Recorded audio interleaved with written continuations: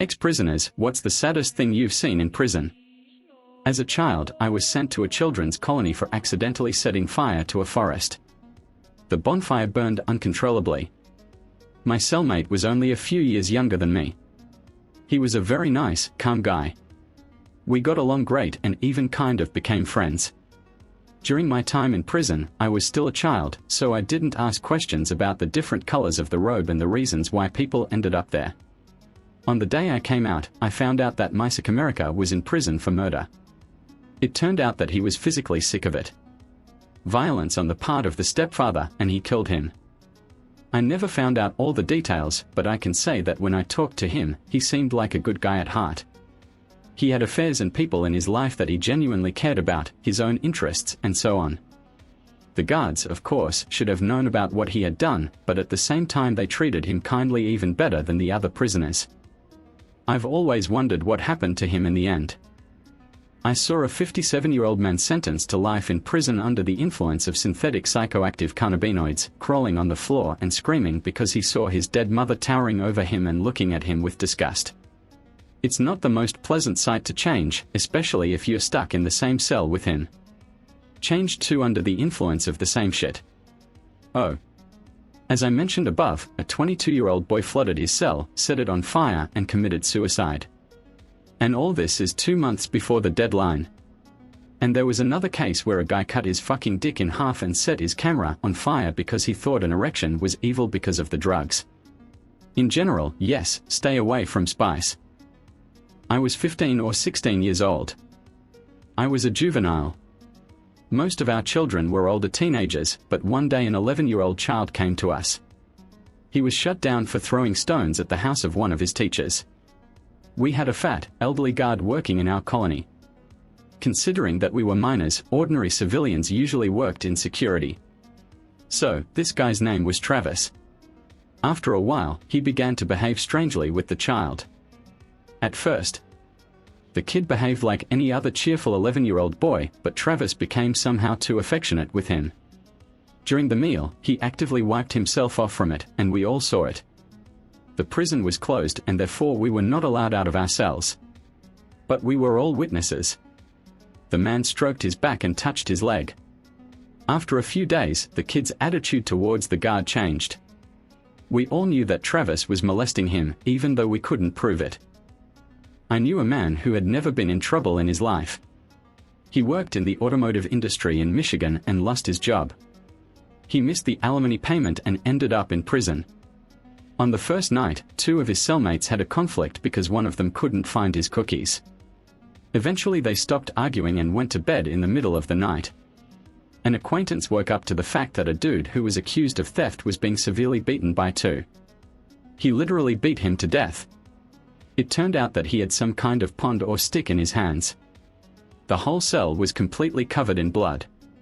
In the end, it turned out that the guy who was accused of stealing had not stolen anything. I will never forget the fear and the look in my friend's eyes when he told me about what happened. I ended up in a county jail in the middle of Kansas for a week on charges of possession of prohibited substances. I was 19 years old and I was scared to death. I saw a room with 4 communal tables and picnic benches. And 2 rooms on both sides in which there was about a neck. I noticed that one of the beds was full and there was only one guy sitting in the other, not understanding what I was doing to the empty beds. And then some guy grabbed my shoulder and looked at me with a stern look, but he didn't say a word. After that, I noticed that the other prisoners were sitting in the corners on their mattresses. I did the same thing. I found out very soon that that loner guy was in prison for a crime committed against a child. That night I heard some loud screams that I had never heard in my life before, as well as sobbing and pleading. I just covered my ears and stared at the wall. How did I end up here? I was released on bail the next day. One day I was sitting in the library reading legal literature. Suddenly some new kid came in and also sat down to read something. One of my guys who was there too, mind you. I've been sitting with this dude for over a year. He was a human dude who got shut down for selling coconut. VSTA went up to the new guy and fucked him in the nozzle of the type. He didn't just knock him out. He literally knocked the life out of him. Blood was splattering everywhere, the kid was lying on the ground and my friend kept hitting him in the face. It was literally hammered in. I got up. And I just stepped aside so that the guards who came running soon wouldn't attack me. They literally dragged the immaculate kid away and handcuffed my friend. Before I went out, I saw my friend again. I asked him what the hell happened that day. All he said was that I just wanted to fuck someone up. Needless to say, since then I have had serious problems with trusting people. They generally started with me since I was behind bars to see how on mine. The eyes are being beaten. It was very tough before the death of an 18-year-old teenager. A 17-year-old guy lived on my block. His name was Israel. He was kicked out of his grandmother's house for using substances, so he eventually started living on the street. A couple of months later, he was arrested for stealing parcels. Root was only planted for 30 days, but he enjoyed every minute, because he was young and generally a good guy. The other guys looked after him. I taught him how to play in. At the end of 30 days, he did not want to go out. He didn't want to go back to living on the street without food. He was going to do something to get back, but I tried to convince him that this was not the place he really wanted to go again. I told him he needed to talk to his grandmother, stop messing around and try to find a job to help her pay the bills. This way he will not be in trouble and will soon get his own place. He heard me, but I doubt he was listening. I think he's probably back behind bars, although I really hope that's not the case. My brother had 3 gold teeth. They were torn out in the first few months of their stay in prison. He said he lost his own in a fight, but the guard explained to us that, most likely, judging by the damage to his gums, he was held and his teeth were pulled out by force. I knew a very kind man who was in prison for violating the conditions of early release. He stole something, man. He was boneless, a little dumb and suffered from schizophrenia or something like that. But he was a very nice guy in general. For some reason he was sent to an isolation ward where the guards beat him to death. I think the guards who did this are in jail right now. I can't believe that such a KP happened to him. Larry. I worked as a canteen, so I left my cell every day for the whole day. One day, a guard told me to check the cameras on the ground floor. I opened one of the curds and saw a guy standing in the middle of the room shirtless and crying. He cut his wrist. I called for help. He survived, but soon after that, the man hanged himself. I was sitting in the same cell with a man. Let's call him Carlos. We got a new neighbor who tried to slap Carlos's ass. Carlos had no choice but to stab him with a sharpener, which eventually added another 5 years to his sentence, although he was most likely already out that year. As far as we know, he told the guards and the commission that he was defending himself from harassment. Really, I'm not. I know how it ended. Besides the fact that they added another term to him, it was changed. I just asked my friend, who was sitting in the same block with Carlos, to give him his release. It turned out that Carlos actually came out when he was supposed to in 2017. That new neighbor had a nasty reputation.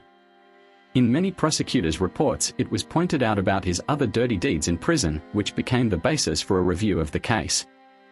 The guy we were hauling iron with found out that his father killed his wife, mother, and their child, and then committed suicide. He went to his cell for a while, and 40 minutes later he began to call for help. The guy came out of the cell with his wrists cut and his neck badly cut.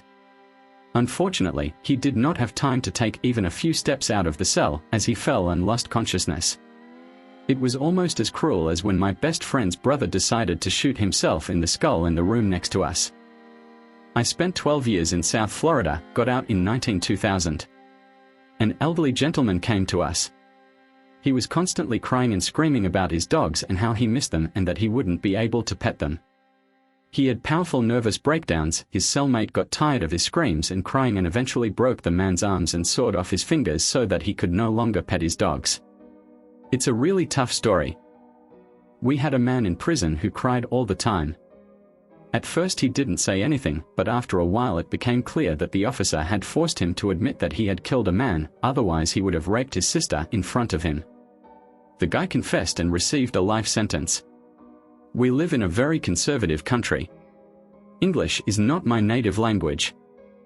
Back in the days of COVID, I was in a juvenile colony. The only person I could talk to was a 13-year-old girl, since we went to prison with her on the same day. And so the rule of social distance has been working for us all along, God. She had a very tough history. In short, she got there because of a serious quarrel with her mother, a drug addict. She had two options: to lose her only loved one, her mother would be locked up in prison, or to lie and take the blame on herself so that she would be the one behind the bars. I almost burst into tears. She had so many cuts and bruises on her body. The ex-boyfriend spent almost 3 years in prison. I visited him every Saturday in the visiting room. There were always a lot of relatives of prisoners. Imagine something like a large warehouse with small tables and chairs. There was one woman who sometimes came to her husband and pulled him under the table. Sometimes she would sit on his lap and rub against him for a while, and 2 small children were sitting next to her at that moment. I will never forget those children who looked at the wall, trying not to notice what their parents were doing. The guards mostly ignored it. Attention, because that guy was probably a big drug dealer and had a lot of influence. I can imagine how disgusting and humiliating these children felt. My ex scolded me for looking at them with disgust. He didn't want to get in trouble with this guy. That's the 10. Maybe my story is not as terrible as all of yours, but it just breaks my heart when I see children in similar situations. Thanks a lot for watching. In the comments under the video, former prisoners write that the saddest thing you saw in prison, and do not forget to watch ours. I hugged other videos. Bye.